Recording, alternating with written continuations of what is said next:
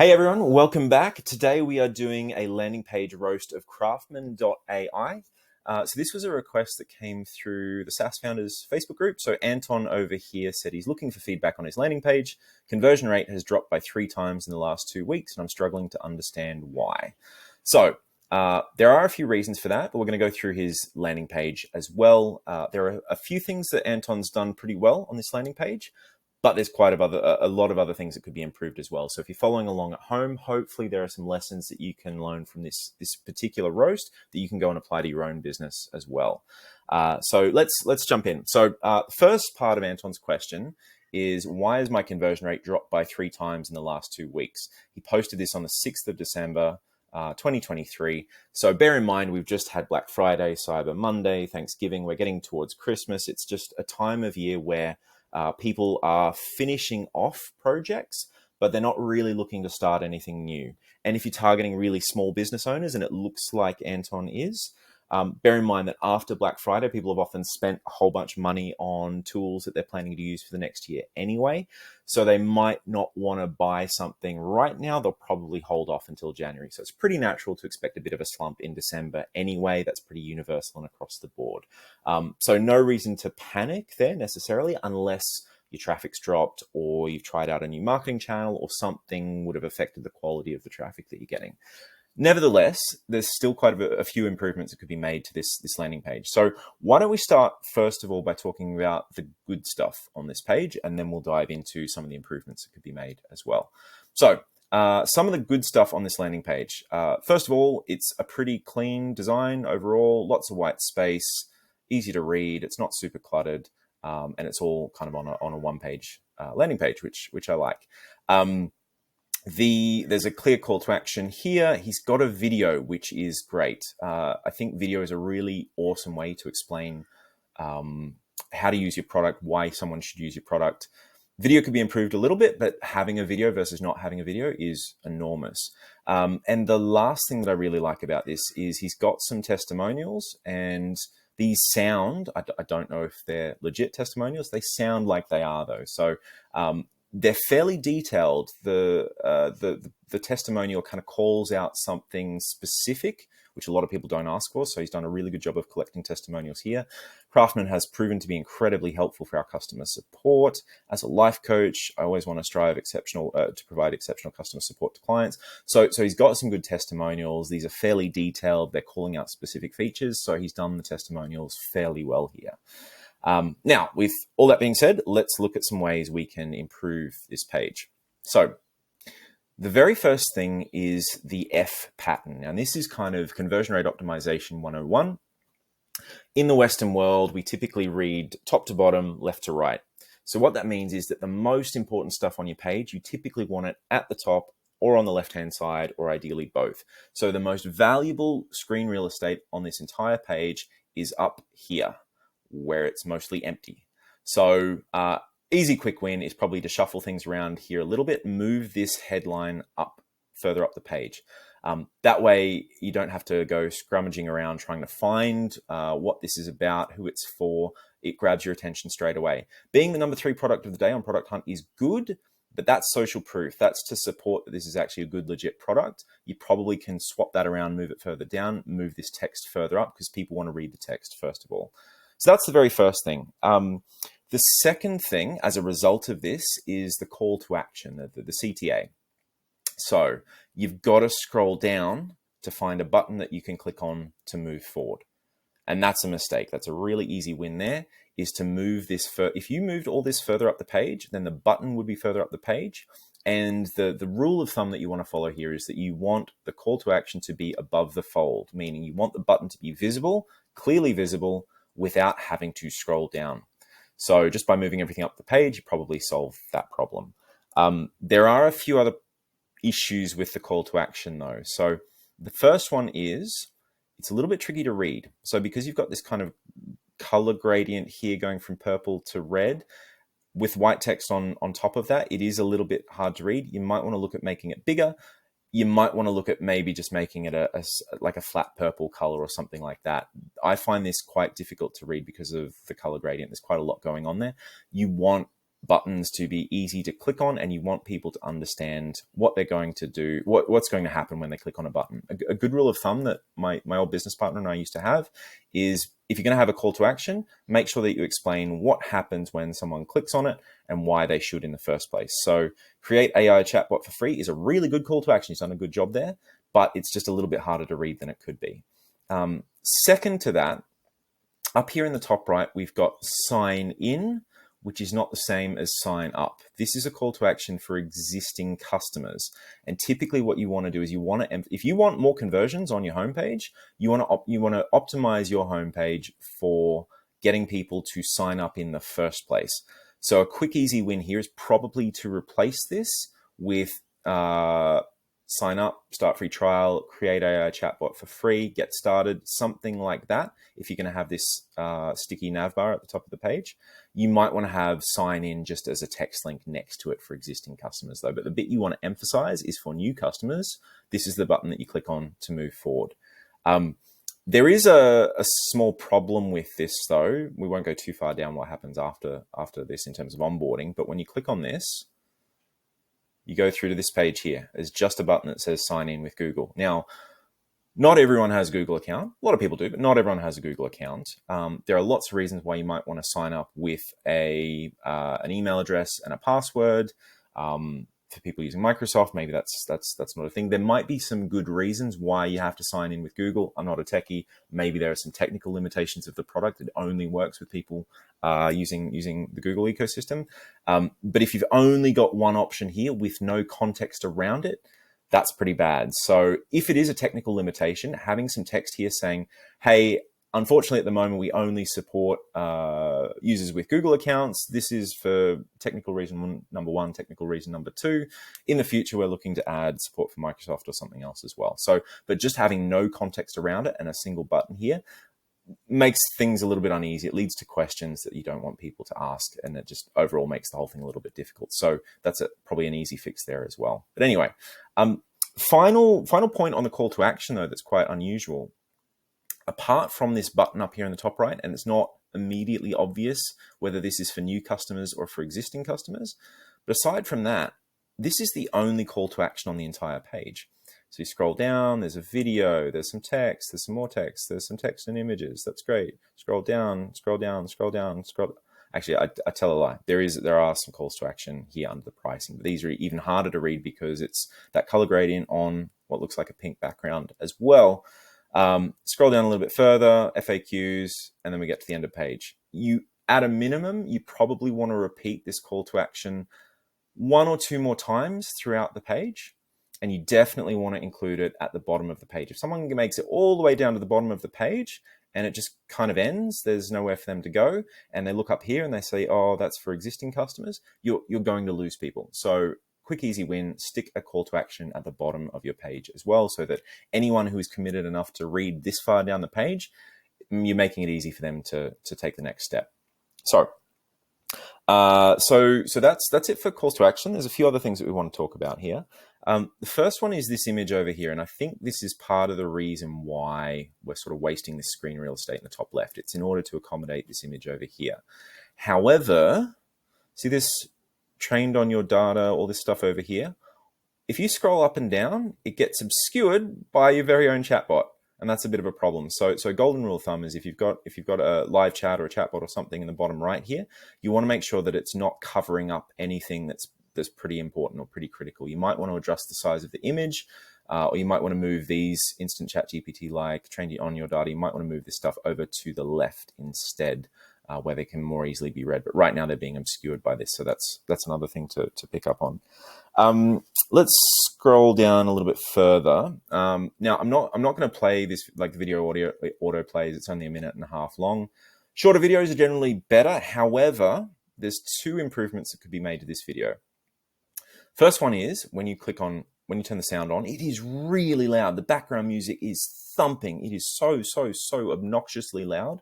It's really distracting, and you can't actually focus on what's going on in the video itself. The second problem here is you'll notice he's just flying through this. He's clicking here, clicking there, clicking somewhere else. Like if I've never seen this product before, slow down a little bit so I can follow along and see what you're doing. Right now, you're just adjusting colors. Cool. But like go back here, right back to the beginning. Click on that, fetch links, go through, click on this. Hang on, what's going on? We're through to the next step already. See how there's so many things going on so quickly? Slow it down a little bit. This person has never seen your product before.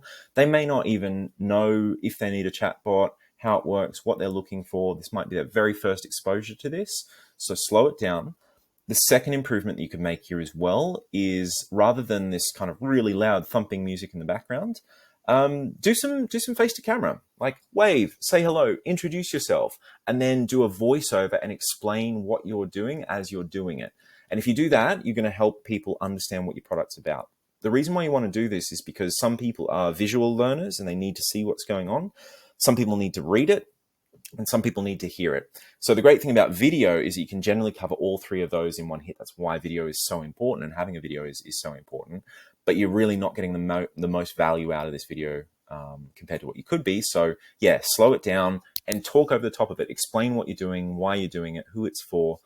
Even if this video goes a little bit longer, you're better off having a much better explanation, even if that leads to a longer video, rather than trying to whiz through it in a minute and a half just to try and make it as short as possible.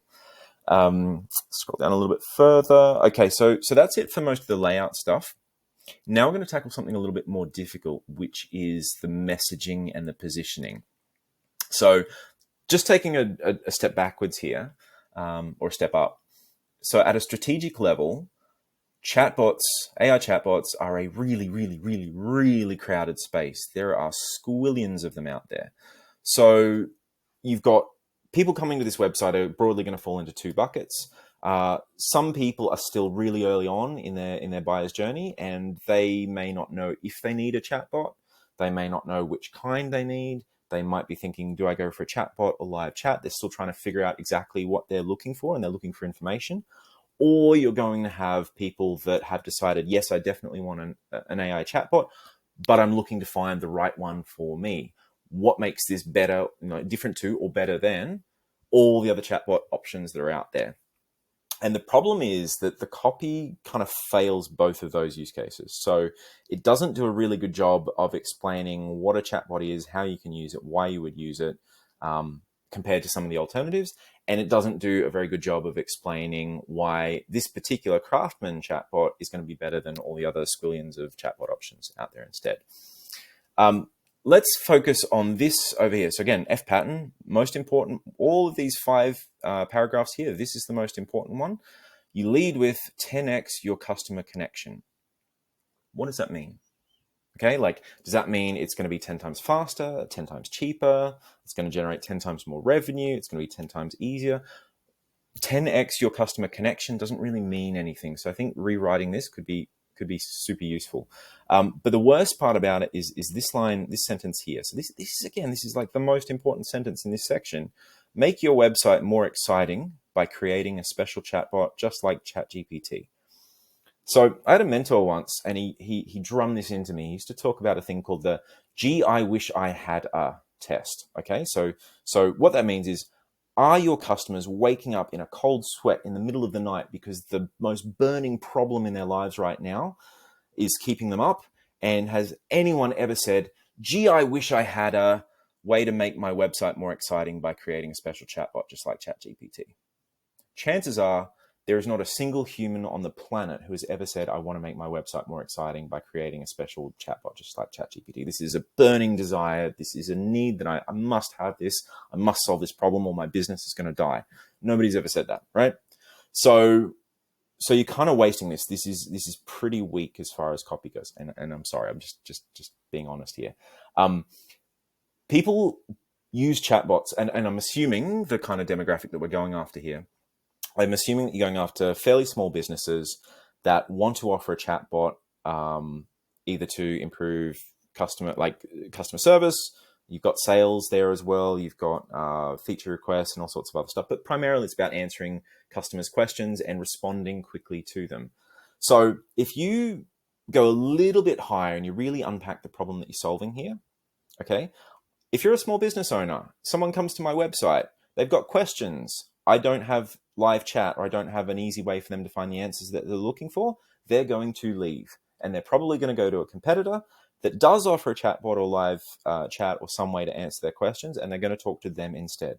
So if I don't have some way to answer their questions when they land on my page, I'm missing out on conversions and I'm losing customers as a result. Okay, you can stir that one up enormously. That is a much bigger pain point. I can guarantee that there are lots of small business owners that wake up in a cold sweat in the middle of the night saying, gee, I wish I had a way to stop my customers from leaving my website and going to competitors instead. Gee, I wish I had a way to keep customers on my page so I could answer their questions quickly, so I could move the sales conversation forward. That's so much more powerful and so much more compelling. So you might want to dig into why someone buys a chatbot in the first place and highlight that in your messaging here. The second element of that, and all this stuff is kind of the same. Like the underlying theme here is just, you can have a chatbot. It will make your website better. You got 10 times faster support. Okay. Why is it 10 times faster? That sounds a little bit like you've just pulled a number out of thin air. Is it 8 times faster? Is it 11 times faster? Is it exactly 10 times faster? Is it 10.5 times faster? Like, it sounds like you've just made up a number instead of actually having something to support it. If you are going to make a claim like this, you want to wiggle the numbers a little bit, at least make it sound a bit more believable. So don't use a round number like 10x, okay? If you said it is 3 times faster or 6 times faster, because that's a very specific number, it makes me think, oh, you've probably measured that somewhere along the line, therefore I'm more inclined to believe it. But if you just pick out, 10 times faster, it just sounds like you're just making it up for it's meaningless marketing speak. You've got, okay, it's better interactions, it's easy to use, grow revenue. This stuff's all good, but you're not really backing it up with anything. Happy visitors are more likely to become customers, leading to higher sales and improved customer connection. Okay, big claim. Install my chatbot, you will get more revenue. The problem with this is you don't have anywhere on this page someone saying, hey, I used this chatbot and I got more revenue as a result. If you scroll down, you've got some testimonials here. You've only got 3 of them. But all of these testimonials are highlighting the fact that it was good for customer support. It's incredibly helpful for customer support. It's like having an extra team member. Customers get quick responses. We've always strived to provide exceptional customer support to my clients. It's streamlined our workflow. It's improved the overall client experience. It's transformed the way we handle customer interactions on the website. All this stuff is about serving customers better. You do not have a single person saying, I have made more money because I've increased sales, because I've installed a Craftman.ai chatbot. Okay, so what that means is maybe you have got some customers that have had that result. So you need to get some more testimonials. Go and ask them, say, hey, how much has this improved your sales? Can you measure it? Maybe you don't have any testimonials yet, but you can see from the back end that there are definitely customers that have gotten more sales conversations as a result of this. So you need to go out and get some more testimonials. Or maybe this is you just thinking about, oh, you could definitely use Craftman.ai. This is one of the use cases, and I think you've got that listed here somewhere under use cases. Somewhere, use cases, yeah, bot for sales. Okay, cool. So at the moment, until someone has actually used your product to improve sales, this is all in your head. Okay, this is a hypothetical. So what you might want to do is decide, is this a chatbot that just makes customer support a breeze? And if you lean into that a little bit more, you can say, hey, this is a chatbot for small businesses who want to keep people on their website for longer. They don't want to miss out on conversions. They don't want visitors to leave, but they don't have the time or the budget or the team to offer live chat. So this is a great cost-effective option. If you're a small business owner, you want customers to stay on your website, but you can't afford team members all around the world in different time zones to be able to handle any live chat requests that customers might have. Perfect. That's fine. Okay. Positioning wise, that is so much more compelling than just saying it's for SaaS. Then you scroll down, it's for SaaS, and it's about creating a bot for sales. This is the first one that you highlight, knowing what your users want, blah, blah, blah, blah, blah. But you scroll down and you've got testimonials here from a life coach, someone who is a digital marketer. Maybe that's SaaS, maybe it's not. Sidekick.ai, I assume is SaaS, maybe it's not. But you've got 3 testimonials here. All of them are saying it's helpful for customer support. None of them are saying it's helpful for sales. None of them are saying it's helpful for customer feedback and feature requests and figuring out what to build next. At least one of them, possibly two of them, maybe all three are not SaaS either, even though you've said it's for SaaS at the top here. So the golden rule here is whatever claims you make, you want to back them up with a testimonial or a case study that validates that. And you're not really doing that here. Final point on testimonials before I wrap up this video. These are pretty good testimonials, all things being considered. You could probably add a few more. You could make them a bit more targeted. You could have them supporting some of the other features or use cases. But we are, about 70-80% of the way down the page here. What you want to do with testimonials is you want to use them close to a call to action. If someone is on the edge, they're trying to figure out, do I look at this? Do I move ahead or not? You want, right next to this button, you want a bunch of testimonials underneath it saying, hey, this has saved me so much time. Wow, this has transformed my business. This is honestly the best chatbot tool I've ever used.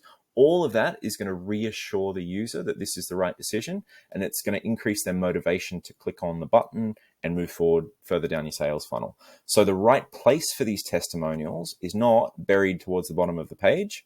I know you've got the pricing down here, which is good, but we're a long way down the page. A lot of people will have left before they get to this point.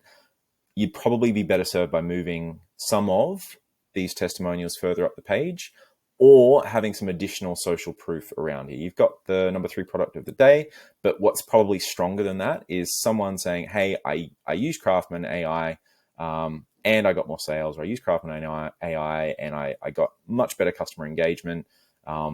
I used this product to achieve a business goal that I have, and it worked. That's what you're looking for. So some testimonials here would go a really long way. Or, hey, we've got 1,500 customers, or we've got, hey, these 3 big companies that you've heard of before. You just need something a bit stronger here to prove that, yeah, your product actually works. Anyway, I've been waffling on here for about 21 minutes so far. Let's leave it there. Hopefully you've gotten some insights out of this that you can use to tighten up the page, maybe improve the conversions a little bit. And for anyone else who's been watching, hopefully you got some other ideas that you can incorporate into your own business as well. I'll see you in the next one.